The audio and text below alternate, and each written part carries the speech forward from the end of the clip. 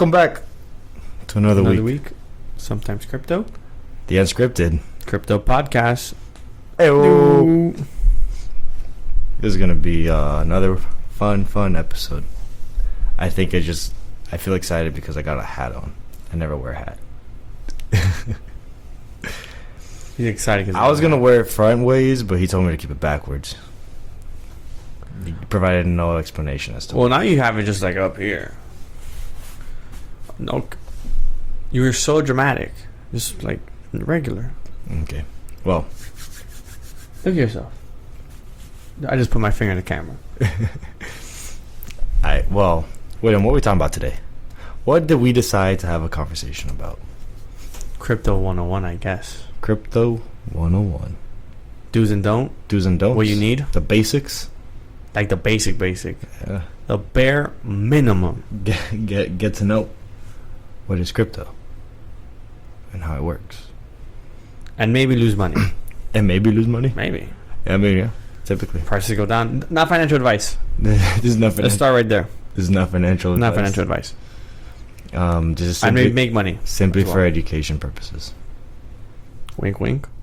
Yeah, wink, wink. Wink, wink. Or transact money. Wink, wink. Yeah. So, as we're gonna say, crypto is one of the Cough button.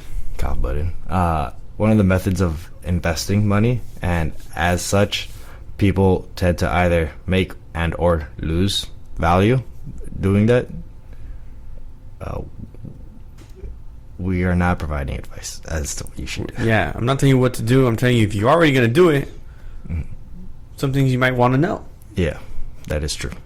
To prevent you, Mm-hmm. advise. From advise you, educate you, and explain. So you can know how to not mess it up, Yeah. or mess up the least amount as possible. So where do we start? How about we explain what is a cryptocurrency? I guess. Right? From top, From the top. it was 2008. The stock market, not stock market. The housing market just crashed. Nah, jokes. It did crash. No, but like, It's irrelevant. It's irrelevant. I'm not saying, no, bro. We're not saying why Bitcoin started. Mm-hmm. So let's start from what's blockchain? Blockchain technology. What's Bitcoin? What is Bitcoin? The first one? Bitcoin's the first cryptocurrency to exist. Correct. The first one. Blockchain technology is the technology that crypto is built on. Bitcoin was the first one to be built using this technology, and it's pretty much just an accounting system. It's just keeping track of expenses, of transactions, of where things are being moved to. Yeah. So Bitcoin was the first one. It operates on fundamental values such as security and decentralization, privacy, decentralization. Essentially, Bitcoin was trying to become sound money. Yes. And provide a better monetary system than what currently existed. Because if you do not know, we currently have a fiat system. Mm-hmm. So we just get to make money as we go along. So and delete money as one we go of the current misconceptions that people have is that dollars that are minted by the government are backed by gold, like the U.S. dollar, for example. They still have that misconception? Yeah. Now we are unbacked. Yeah, so people still believe that the U.S. dollar is backed by gold, and that is not the case. Hasn't been the case for, I think, close to 40 years, 70s. 1973? 1972. 70s something. No, that one's just for Google purposes. So yeah, people still believe the U.S. dollar is backed by gold. That's not the case. We believe that, at least for the most part, dollars are backed by the trust that people have in its ability. In the U.S., if anything. For U.S. dollars, it's the U.S. Essentially, for fiat currencies, you have trust in whatever government is issuing out that currency. And it was 1971. 71. We were close. Yeah, 70s, early 70s. But Bitcoin is not associated to any government. Just a bunch of people on the internet. Well, yeah. We should probably explain the creator of Bitcoin. His acronym. His what's his pseudonym? Pseudonym. Pseudonym. Satoshi Nakamoto. Okay. Well then, took my thunder right out of my mouth. Jesus. He created it with a group. We assume.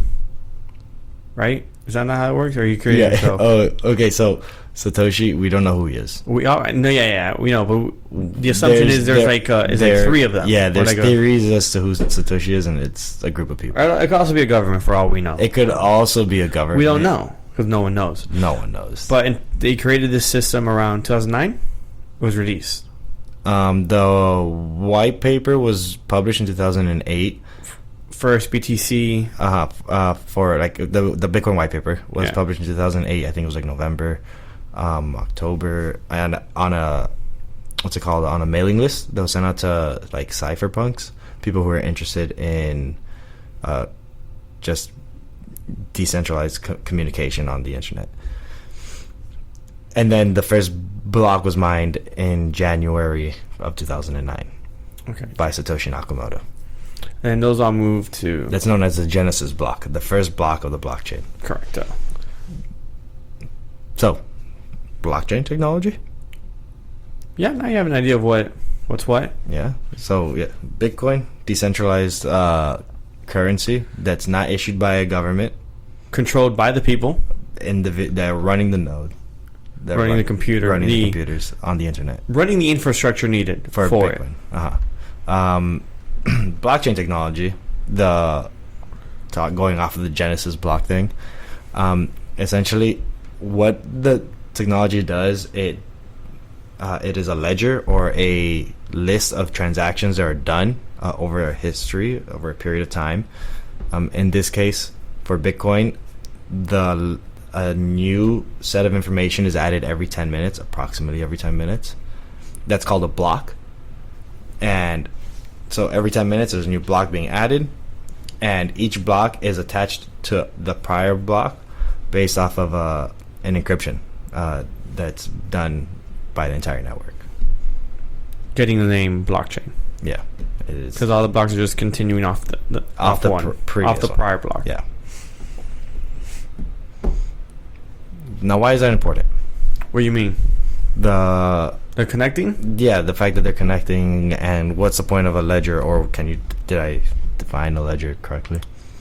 I don't think we defined what a ledger was. But you did say it was just to keep a record of the transactions. Is also, it just keeps it in order. You know where it started, where it's continuing from. Doesn't it help with tracking, since everyone gets a piece of the block, you go from where you last left off? Right, something like that. Yeah. So, transaction history. Correct. Right now, if I were to, let's say, working on like the credit system, I were to give you $20, but I only have $20. I promise you $20. I try to go to someone else and be like, "Oh, I got $20," and spend my $20 with them. I essentially have this issue where I overspent money. Promise two people the same amount of money, even though I only have like one limited amount. Double spending. There's ways that people do find like methods of tricking the system and spending more money than what they actually have available. So Bitcoin tries to eliminates the double spending, the ability to double spend. Exactly. Using that ledger technology, where every time a transaction is done, it says, "Oh, I have 1 Bitcoin. I'm going to give 1 Bitcoin to William." At that point, it gets publicly broadcasted onto the blockchain. Everyone will see it. Where it says, "Oh, Alex sent William 1 Bitcoin." And then the nodes there would confirm that I have received 1 Bitcoin. Yeah. And from there, if I split it in half... the nodes wouldn't confirm that you received 1 Bitcoin. The nodes would check to make sure I have 1 Bitcoin to send. If I have the Bitcoin to send, then it will approve the transaction and send it to you. If I do not have the Bitcoin, it will not send any Bitcoin over. Yeah. But does it validate that I received it, or that I then? Once you have it, the transaction is done. It says that it was sent over to your wallet. Okay. So once the transaction is sent over, that's it. It will the box will just check to see that you have Bitcoin in your wallet. The Bitcoin in the wallet for future transactions whenever you would want to send it out. Oh. Yeah. What? Did I miss something? No. Okay. Not that I know. So something else I wanted to mention. I said that Bitcoin has a couple like principles that it bases off. On this network, all the information is public, as in it's open for anyone to go and check and see. However, I also said that it is private, like in the sense that, or pseudo-anonymous, in the sense that there's no personal identifying information on this. You don't know that wallet belongs to Alex. Yeah. And you don't know that my wallet will belong to me and things like that, unless you dox yourself. Correct. Doxing yourself is a surefire way of letting people know your wallet is associated to you. Yeah. So when in the earlier example, when I was saying, Alex sends 1 Bitcoin to William, really the Bitcoin software reads the wallet address, which is just a string of numbers and letters off a numeric that would check. It would be like, okay, this wallet contains Bitcoin, and it wants to send it to that wallet.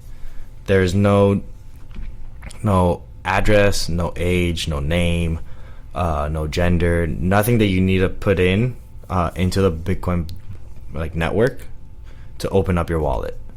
Yeah. Well, you want to explain wallets a little bit more?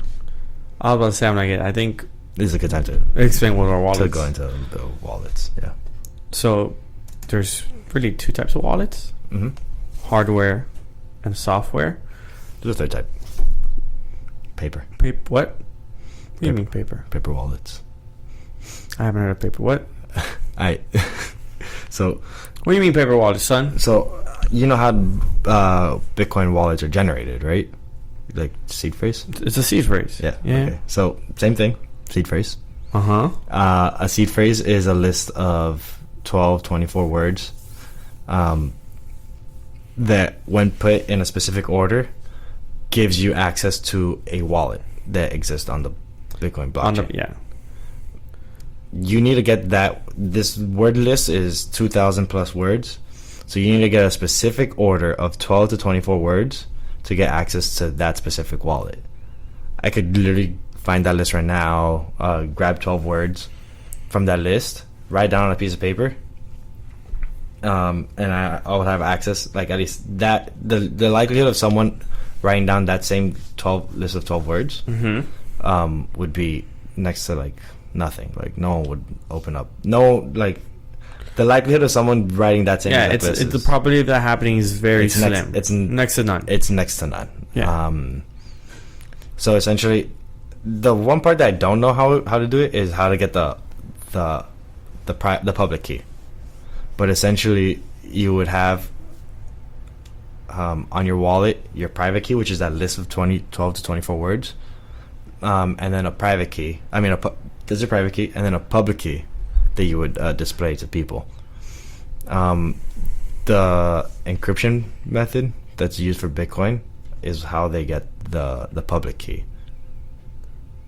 So I'm still trying to understand what's a paper wallet. I want you to know that. The paper wallet is just you write your 24 words, and then you find out the encryption for that word to get your address, and then you just give that address out to people. But how do I access it? The wallet. So yeah, to get all right then. Thank you to get access. Thank you. To the That's my point. funds. He just went on his entire rant for 20 minutes here to just at the end of the day do what? What are we gonna do? To get access to me what we're you gonna do do. need to interact with some type of software. Okay. Because you do need to interact with Bitcoin network. Continue. No. Yeah, I see the point you're trying to get across. Then. Thank you. I just want to be clear on this. He just made me go down this rabbit hole for no reason. Was that necessary? All right, so tell me what's a software wallet. No, man. You just went down the paper Tell wallet. me what's a software wallet. Tell me. You just annoyed me. This guy. What it? He just made me go down rabbit hole for no reason. What else? Fuck. What else? Software wallet is just the same information you just talked about being generated by software.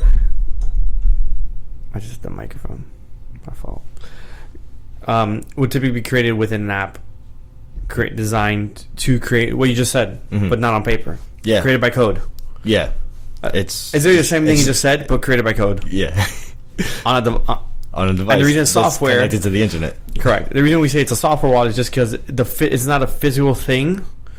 It's software. It's software where you can use on your desktop, or if it has an app option, you can use on your. You could download it to any mobile device or just any device that has internet connection. Pretty much. Correct. Though. This guy, which I think a hard wallet still uses software, really. Okay, so a hard wallet does use software. The only real difference is the hard wallet. You can only access it from that one point. Yeah, so that hard wallet is what holds the keys themselves, and it's pretty much like air gapped where it doesn't connect to the internet. That's the other thing. There is no live connection versus a software wallet. Typically has an internet connection at all times, which is you're more vulnerable because you can hack the device itself through an online connection. Yeah, so in terms of like security, we consider software wallet the best. Software wallets to be hot wallets, as in it's hot, it's easy to like access. Yeah, it's easier for you as an individual to access, but it also comes with the vulnerability of maybe someone else having some type of like scheme or method to try to hack you and try to find out what those codes are. It's a whole mission. It's not like it's easy, but it is more vulnerable. Caveat, you're right, but like TikTok got that. What do you mean TikTok got that? So the reel that's been going around. So this is a little tangent, I'm assuming. This is a little tangent. Okay. Sorry. So remember that I'm assuming you've seen it. We all know how TikTok's terms of service, just like probably other apps, has the ability to access all the information, like your keystrokes and all that. So essentially, if it does have that access, and you have your wallet on your phone, and you've entered your code, and you have TikTok, you've already gained if TikTok does record and save that information, they have your wallet key, your wallet phrase. Yeah. So they don't even have to backdoor it. They just put it in. Yeah. And you can access it. Which I do. Now that made me think. I do advise everyone who does use TikTok or any terms or any. Delete it. No, you're too late. They already have it. No, delete. Once you delete the app from your phone, they delete the information. From their service. You can't collect any more information. But if you already logged in, you create a new one. Yes, and then you move it. Yeah, and you're good. However, now my thing is, I don't know on the application layer, I don't know if the app that's hosting your wallet will allow other apps to see information of what's being done. I don't know how that would work. Application layer. I don't know how that workflow is. Because the other thing was that for the TikTok, it's a reel that goes off. What do you mean? No, it's a reel that explained that Rogan read the terms of service, and then he read on his podcast later on, and he goes, "Oh, everything it has access to." So he was saying that it can also, if you have TikTok on your phone, if you're connected to the Wi-Fi, it has access to the Wi-Fi. Yeah, and then it has access to the devices that are connected to the Wi-Fi. That's wild. And then that's what I meant. Yeah, but it won't have access. It will at least have information on the other devices. We don't know to what level because we can't see that data. Yeah, I don't know. The TikTok thing is delete TikTok. Not the point that I was getting on. That is my advice to you. Delete TikTok. The point I was getting at too, that even with that, he was saying that it's difficult. It is, but it isn't. Yeah. If that information already exists. Yeah.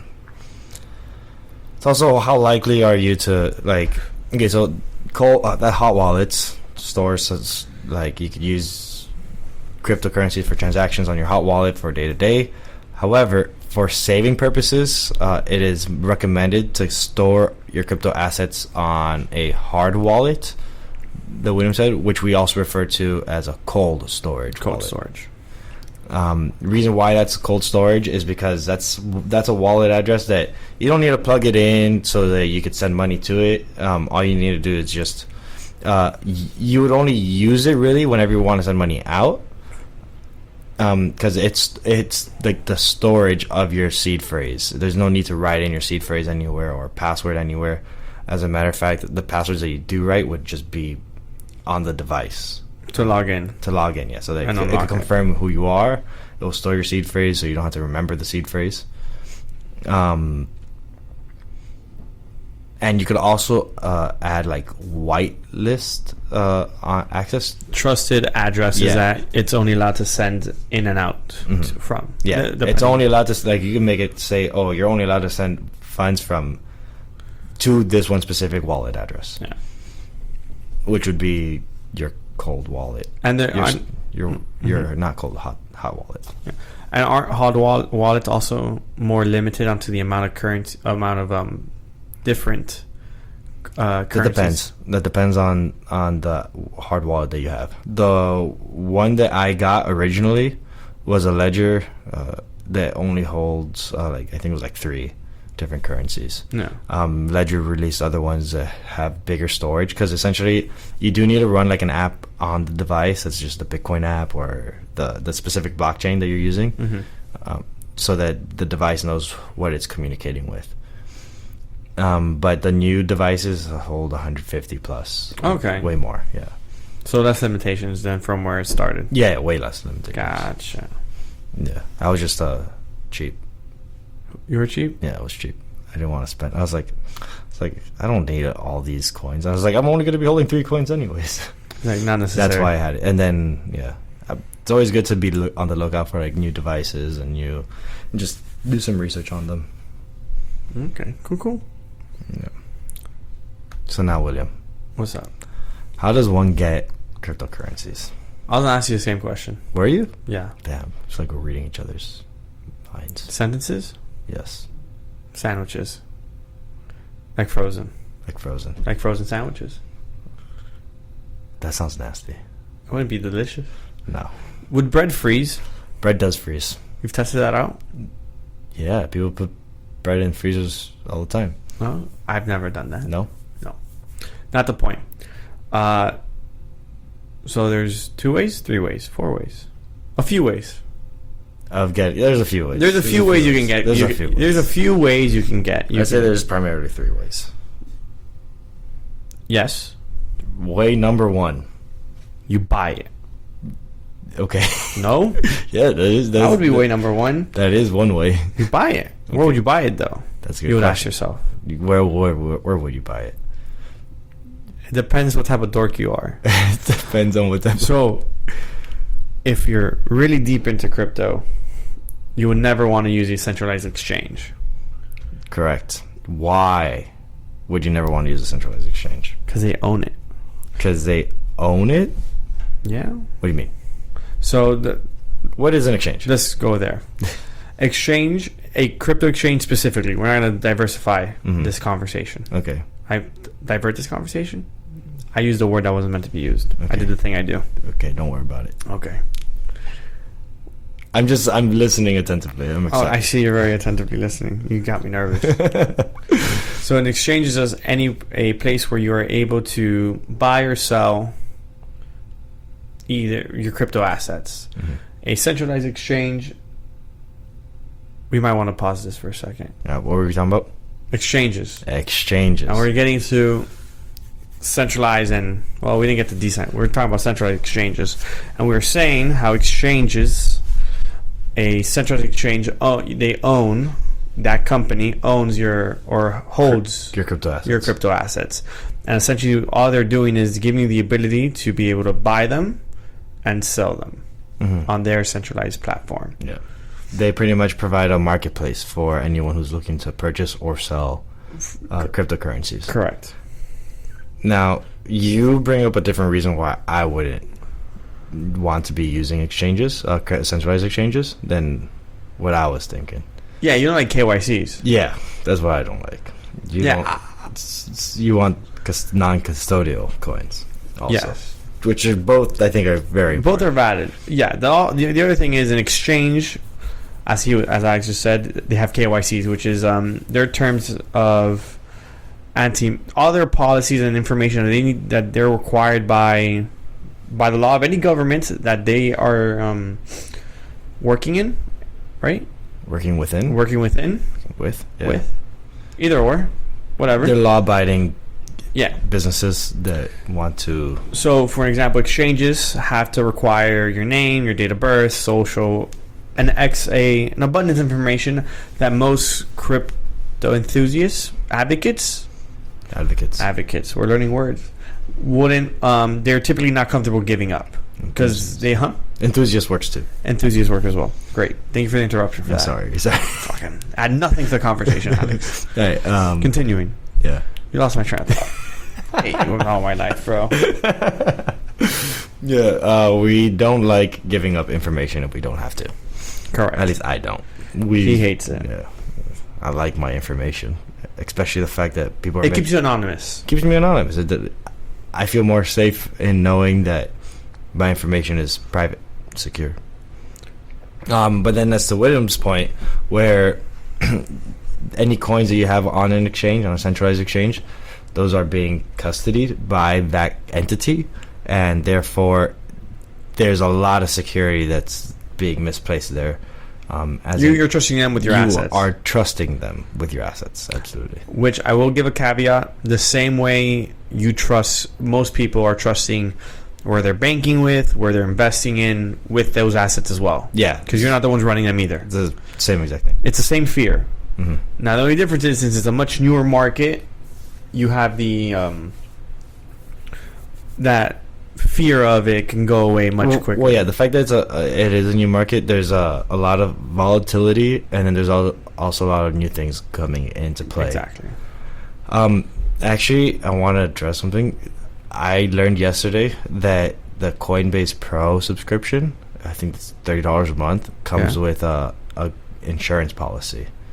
That could make sense. That I think it's like a group insurance, whereas like people are pulling together for the $30 a month for the service of Coinbase Pro, which is like faster transaction fees, faster transactions, lower fees, and a few other things. Yeah, but one of the things is a insurance policy where they insure whatever assets you have up to a certain amount. Okay. Kind of like FDIC insurance. FDIC insurance insures money as well. But like William said, once you hand over money to someone for them to manage, you're trusting them that they're gonna be. Now you're gonna ask, why would you want to use such a service? Ease of use. Mm-hmm. For the most part, from what we've seen, a centralized platform is 10 times easier to use than a decentralized one. It's easier to use. It's more intuitive. It's intuitive, yeah. It's easier to access also. As well. Yeah, because you gotta like these companies are actively marketing, so you just find it's in your face. Yeah, it's in your face. You know exactly who they are, where to go, what you need. More so for decentralized exchanges, which are not custodial. They're self-custodial, where you take care of your own assets. Yeah. And there's no need to put in any personal identifying information. It connects straight to your wallet. It's just connecting to your wallet. It just wants to make sure, are you a user of this blockchain network? Yes, you are. You're free to interact. Those are harder to find. Also, as the name says, it's not owned by one entity. It's owned by. It's ran with. It's ran by code. Yeah, by code. The blockchain. The blockchain. Yeah, because it wouldn't be ran on Bitcoin blockchain, because Bitcoin is not a programmable blockchain. It would use a programmable blockchain. Yeah, so essentially Bitcoin is strictly for transaction history. Then there's other blockchains that came after Bitcoin, such as Ethereum, Solana, etc. Near. Yeah, I would say Near, Polygon. Yeah. That are programmable blockchains, Cardano, where you could write decentralized applications on that blockchain, which is where you'll find your decentralized exchanges. We talked about something. Other caveat: decentralized exchanges, for the most part, if you are transacting with them, you can't really use cash. True. You already have to have some sort of crypto, or some way of getting crypto by exchanging your cash, by exchanging not your cash but your fiat first. However you choose to do that, that's up to you. So let's go into second way of getting crypto. Because if the first way is simply just buying or selling through a centralized exchange, correct, where you would exchange fiat currency for cryptocurrency, there's other ways to getting crypto. Yeah. Besides the decentralized exchanges. So being feet pick and getting paid in crypto. Boom. That's one way. That is one way. I wonder how lucrative that'd be. What do you mean? I think you'll make bank. You specifically will make some money. I've been told I got cute feet, actually.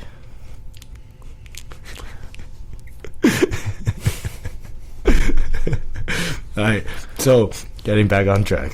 You could either sell goods or services, products, or just work for crypto. Just, you gotta find someone willing to pay in crypto. In any form of crypto. If someone's... I'd be happy to pay in crypto. I like crypto. Okay. So what's your other way? I'm assuming that wasn't your second way. That is the second way. But that was the one you were gonna say? That's the easiest way for people to go. Yeah, that was gonna be my second way. Okay. Yeah, all you have to do is open up a crypto wallet, and then just give that address to someone who's willing to pay you for whatever. Now the third way is a little bit more technical.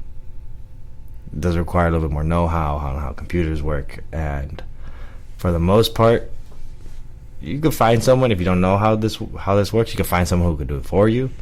But you would essentially start mining or validating transactions on the blockchain of your choice, and as a reward, the blockchain will be like, "Oh, you're a good validator or a good miner. We're gonna give you back some cryptocurrency in exchange for providing services to the blockchain network." Which, depending on what chain you use or what you're going to be doing, it will take a minute to gather any real substance to purchase. Mm-hmm. What do you mean? Like it'll take a while to get notice those rewards, depending on what you're doing. Yeah. Yeah, in terms of staking and things like that. So actually, I mentioned two terms that we haven't talked about yet on this episode: mining and staking. That's fine. There's an episode that talks about that recently, I think. He's like, I don't want to cover that one right now. Is there not? There is an episode where we talk about mining and staking. Recently? Is there a video on this? Oh, probably not. Probably no video on it. I already said fuck. Yeah, well. Fuck. We're 35 minutes in. That's fine. So essentially mining, I mean, we got to cover it, right? Huh? We got to talk about it a little bit. Yeah, we got to talk about mining. Fuck. He doesn't like talking about mining. I mean, I just feel like a broken record sometimes. Hey, that's okay. You gotta make sure. You gotta break records? You gotta break records. Okay. So mining is the form of minting, creating the next, well, in this situation, next Bitcoin that'd be coming out for what? You're looking at, you can make me nervous when you look at me like that. I'm sorry. I'm so sorry. You got me going ums and ums. Okay, I won't look at No, I don't. This guy. I don't want to talk about mining anymore. You got that. Oh man, this guy. Oh, I gotta talk about mining. I feel very comfortable. Okay, I see. Okay, well, we talked about how cryptocurrencies are decentralized in nature, and the way that they manage that and the way that they make that work is to consensus mechanisms, is what we call them, which is how the network agrees on the transactions being done. The way those transactions are done are validated by either a proof of work mechanism or a proof of stake mechanism. At least those are the two more common consensus mechanisms. I feel like I said mechanisms a bunch already.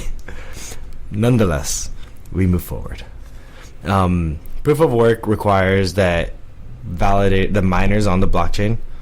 A miner is someone who's pretty much consuming electricity, trying to guess a number that the blockchain is requiring. You gotta burn a certain amount of electricity to then be like, oh, you've earned the right to mint the next block and write the information of who's getting what transactions done. So earlier in the example when I said I am sending 1 Bitcoin to William, there's going to be a miner that's going to write that down and spread that across the network. That miner gets a reward. It's like, oh, you spread this. You've accurately said that Alex is sending William 1 Bitcoin. We're going to reward you as of right now 6.25 Bitcoin for doing that. It's not just because it's 1 Bitcoin, but there's a handful of Bitcoin being transacted per block. Proof of stake is a mechanism that doesn't work on you burning electricity. It's more so based off of like, oh, you have something to lose. So for this random example, I'm going to put up 5 Ethereums. Let's say 32. 32. Yeah. 32 Ethereum. The minimum. Yeah. You're going to put up 32 Ethereum to become a validator. Every block that goes on, I get a percent chance of being the one who mines that block based off of all the people who are validating and how much they have staked. But essentially, whenever it becomes my turn to validate the next block, if I do so incorrectly or with falsifications to it, the network will realize that, oh, these transactions cannot be done because these wallets don't have those funds, and therefore I would be penalized by, instead of being rewarded, I'd be cut. I'd get the block. The network will take away whatever I have staked. Yeah, they'll slash what your initial staking was. Mm-hmm. So if you had 32, now you have 26, for an example. Or half, whatever. Yeah. It depends on the blockchain on how they want to on what, and if it's the first time, what offense, etc. Mm-hmm. That's completely up to the code at that point to determine. Yeah.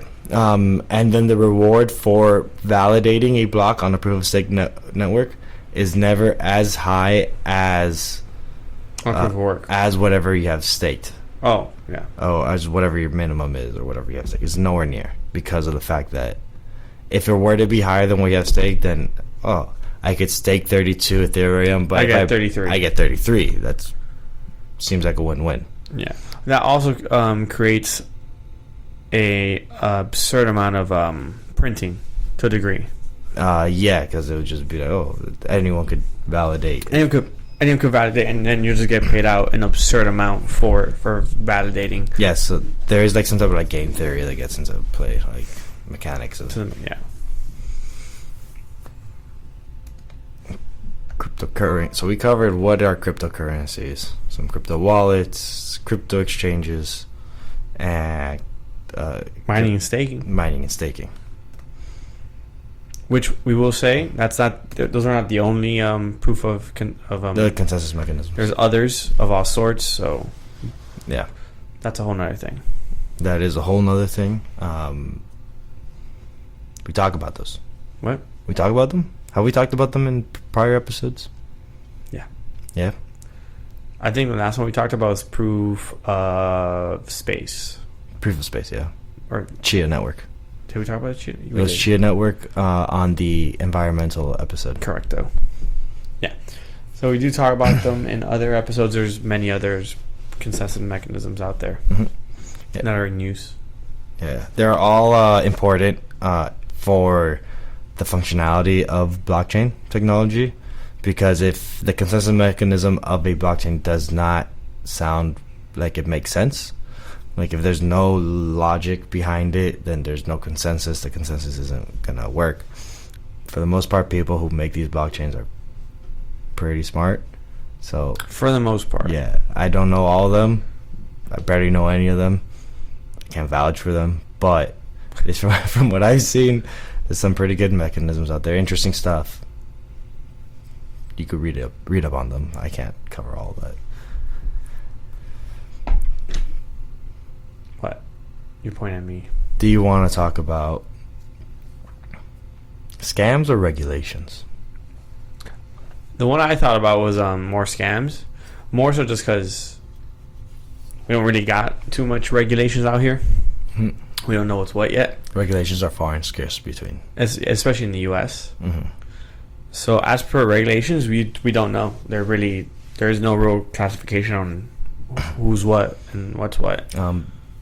Bitcoin is a commodities. That's the only thing that's for sure. Bitcoin is looked at as a commodities, not as security. Mm-hmm. And as per security, there's only really 3 or 2. XRP's under lawsuit. And they're losing apparently. Really? That's new. I mean, they're winning. XRP's winning. The government's losing. Yeah. Like they're not putting up a good enough battle. Yeah, that's why I've at least for the years that they've been going on. Yeah, that's what I meant. Apart from that, they have not said 100% what cryptos are securities and what aren't. They haven't said code is law. Nope. Oh man. I have not said code is law. As of right now, no one knows who regulates what. Okay, it's all Also, Ethereum is considered a commodity. It's a circus. It's a clown house. Yes. Wait, Ethereum's also considered a commodity? Yeah, it's considered sufficiently decentralized. Ah, okay. So it's considered to be like commodities as well. I see. And definitely not securities. Definitely not security. No. Decentralized. Okay, decentralized in the sense that it is being minted and issued out in a decentralized manner. Decentralized in the sense of not one person can influence and control it. Mm-hmm. Okay. Because and also the issuance, since it was proof of work at that point in time. I think a good thing about because it was proof of work right. So Ethereum chain was already proof of work. Now it's proof of stake. That's also part of it. I see. Which was part of the thing now that was going on part of the thing that was going on with ETH was they were worried that the Securities Exchange Commission, the SEC, was going to go after Ethereum because of that switch, which they haven't done so yet. Anything can happen with Anything them. can happen. Yep. Okay. So what was the what? The scam that you were thinking about? Because you said you didn't want. It was funny because you said you didn't want to talk about regulation because there's none. You had one scam in particular that you wanted. I have one scam. I was thinking scam. Oh, you're thinking scams, and then we ended up going about regulations anyways because there are none. Very few, not none. Few. Close to none. Few. It's very few. Very few. I didn't have a specific scam in mind. Just that there are a lot of scams. Mm-hmm. Be careful out there. What's like the most popular scam? The most popular I feel like scam? you would know that. Or like one of the most. I know rug pulls are. Yeah, so Pump and dumps, rug pulls. rug pulls. Yeah, so there was a big thing going on when ICO 2017. ICO 2017, NFTs, like the big buzz, or what was it, 2021, where these new projects were coming out left and right. People had very convincing websites and promoters and white papers. They put in the same amount of work it would take to become a legit product, but just didn't follow through.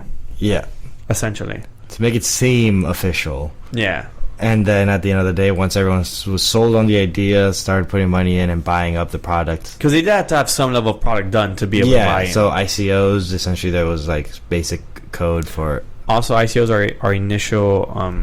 coin offerings. Correct. Similar to IPOs, initial product offers. Yep. Public offers. Initial public offers on the stock market. Correct. So ICOs were very big on people buying a random coin. It's going to the moon. Which you could never buy in dollars. You would always have to use some other... You would typically be using ETH to buy it. Yeah. So ICOs... Or some other... Yeah, you wouldn't be able to fresh mint those with fiat. You already have some type of cryptocurrency in your wallet address and then just change it out later. Correct. Rug pulls with NFTs. Mainly. Same idea. Pretty much the same thing. But the only difference was you were minting an NFT, assuming it was going to have some value. And if you paid, for example, 1 ETH for it, the project would just die out within some time. Because people were... also, NFTs were a little different. Because apart from it was just rug pulls, people were also just trying to trade it to make money. So that also didn't help with it. Because it just... destroyed the value of it immediately, much quicker. Or no? Yes. Maybe? I'm sorry. You tuned out. You're good. I tuned out. You're good. I just said yes. I was like, We're working on it. It's getting hot again, it says. It does say it's getting hot again.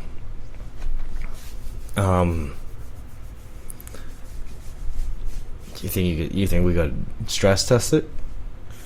Stress test. Should we let the audience know we're stress testing it? Okay, so yeah, we're gonna.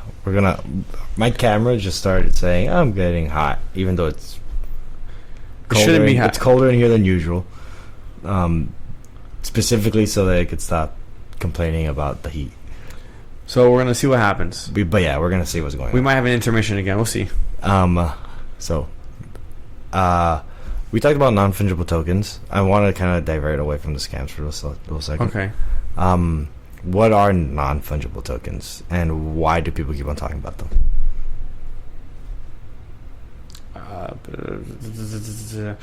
Non-fungible token is essentially a proof of ownership of some sort. It could be for an event or of anything. It's essentially just showing that you own this specific thing, which originally started with PFPs, Profile pictures. Mm-hmm. And now has become to where people are adding values to them, such as this NFT, this non-fungible token, this cup, for example. If you own an NFT of this cup, it gives you access to Red Solo Cup events. Okay. Drone. But aren't there more of those cups? Like, when you say own that cup, what do you mean? I see where you're going with this. Yeah. Just so we could have further explanations. Further explanations. I see. The way you ask questions, though. So it could be made in a batch set. Mm-hmm. Meaning there would be more. There would be 10,000 for the example that everyone uses, because that's the main way it's done. 10,000 of these cups would be made, either in various colors, changes, or whatever. Or if not, they could all be the same, mm-hmm. with the same perk. And then that would represent access to a thing, to the perks that's offered. That's associated with that. Which each cup, if it's done differently, can have different perks and different access to whatever they're offering. Well, actually, the cup could look the same. All it needs is a different coloring, number, background. No number. Oh yeah. On the code that mints that. Oh yeah. That thing. So just to add to what you're saying.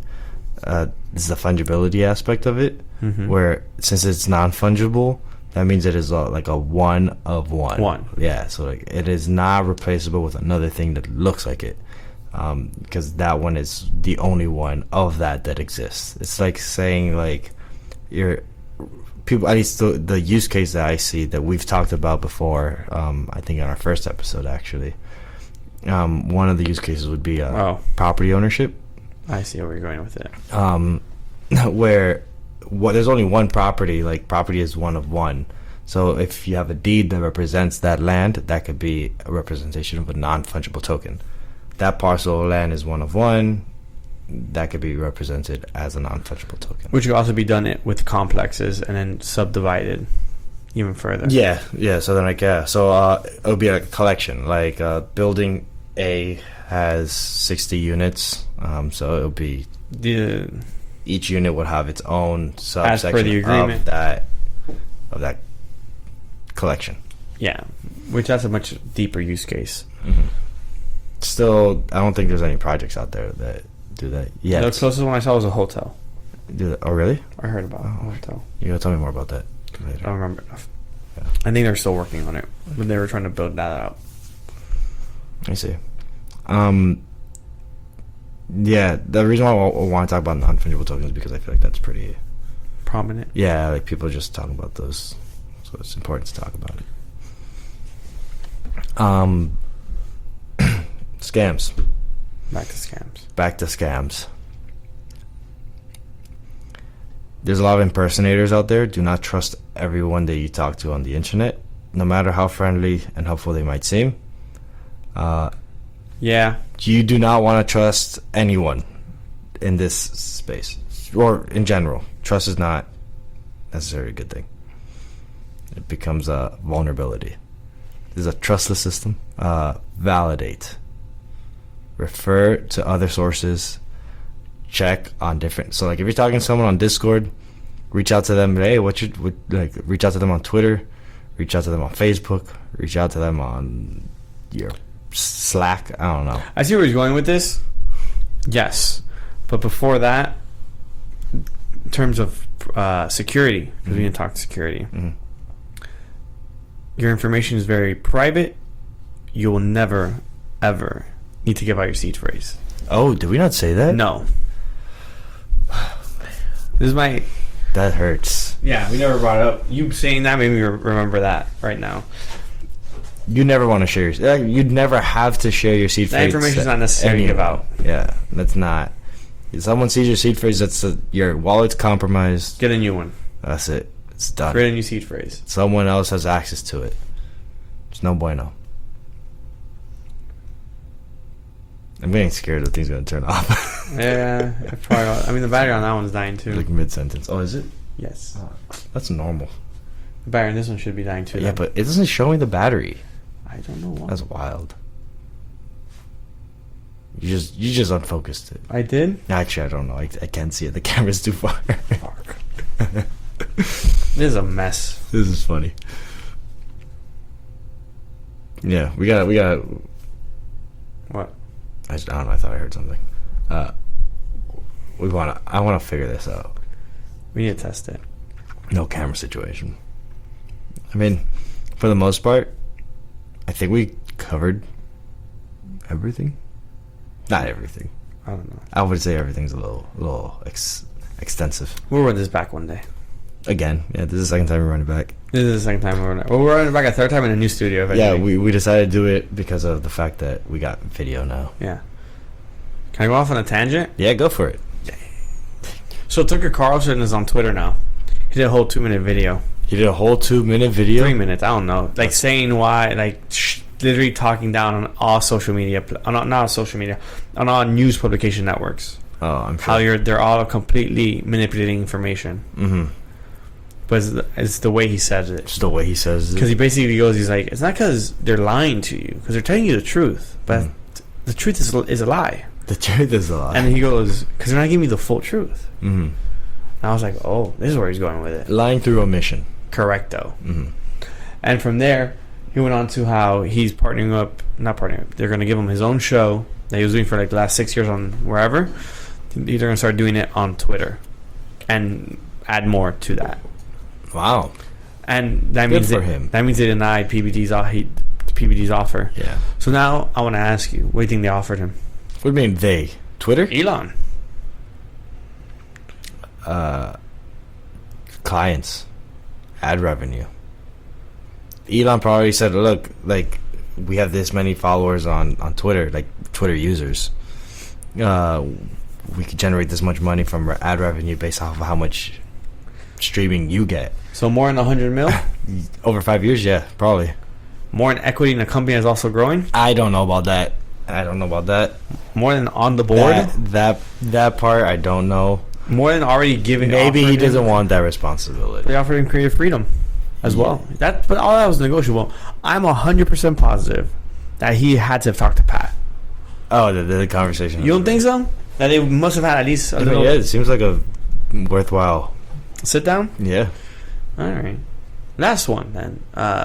U.S. gave another $1.2 billion to Ukraine military aid. Shut up. No, I saw it today on Yahoo, I think, or the other day. 1.2 billion. 1.2 B. Yeah. That's a lot of zeros. A couple. Oh wow! So the U.S. is fighting a proxy war, like undoubtedly. Yeah, we've been though. Yeah. These people are just. Nothing is a bad thing. I'm just saying we're just there. That's it. I don't agree with it. I didn't say you did. I didn't say I agreed with it. I just said. I do not speak for William. William does not speak for me. Depends on what I will speak for him. What? Depends. What's it called? What are we talking about? I actually have no idea. All right, last thing I remember was Twitter. Tucker Carlson getting his own show on Twitter. That's about it. That's about it. Yep.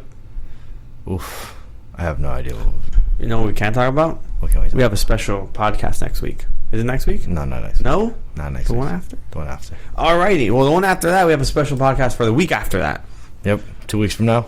This is going to be a special upload. Yeah. Get excited. And if it doesn't happen... Do you want to share why it's No. special? No? For what? Damn. Guess you guys are going to have to wait. You have to wait for that. Yeah. Hey, it's going to be a cool one, though. I highly recommend you tune in. You know what I recommend? What? They like and subscribe. They And- subscribe and like. And follow. And turn on notifications. And turn on notifications. Very important. Click that button. Click that bell in the bottom or on the side. Wherever you want to click it. I never thought I'd be saying that. Because I remember people tell me to do that. I'll be like, never. You'd be like, nope. I'll be like, hell no. Wait, you telling me to do stuff? Now I'm one of those guys. No, but we're friendly. Look at that face. Look at that face. Look at that. Look at that. We're friendly. That's funny. Follow on the socials. Sometimes Yeah. Crypto. Come check out our monthly event at the Bend. On Mondays. Second Monday of the month. Boom. Shakalaka. A happy hour. We're getting turnouts. People are showing. I thought you were about to say turn up. No, I heard we're getting turned up, and I was about to go, okay then. no, it's turnouts. We could get turned up though. If necessary. Yeah. When is it not necessary? Listen here, princess. What? Yeah, that's not. The other day, you couldn't turn up no more. You were turned down. I was taking a nap on the beach, William. I was highly inebriated. You didn't even know how to say that word. I never know how to say that word. Okay. I never know how to say that word. Well then. I had 4 drinks that had way too much alcohol, and I just fell asleep. Just knocked out. Just So you took a little nap. Fell asleep. What's our time on this? 59 minutes. Close enough. 5-9. And there's going to be some shredding to do here. A little bit of shredding. Some... Some Tony Hawking. Whoa. Shreds. That was a good one. Yeah. You know the dude still shreds? Yeah. Does he get paid for it? I don't know. Pretty sure he does. Well, he makes some crazy money off his video games, apparently. Oh, yeah? Like, I don't remember the numbers now, but like absurd. Like he's millions. Like he could retire? He retired off of it. Oh, really? I don't think Tony Hawk... Has to work. I don't think, no. Well, I don't think he had to work for a minute. Because, like, of a back end, like, the back end just made so much money. Mm. Yeah, That's cool. pretty cool. It'd be cool to see him. He seems like a cool guy. He's tall, right? 6 something, yeah. That is tall. Taller than you, taller than me. That's taller than me. Alrighty. Enough about that. Yeah. It's been another episode of Thank you for Sometimes Crypto. tuning in. The Unscripted. Crypto Podcast. Hey yo. See you next week. Boom shakalaka.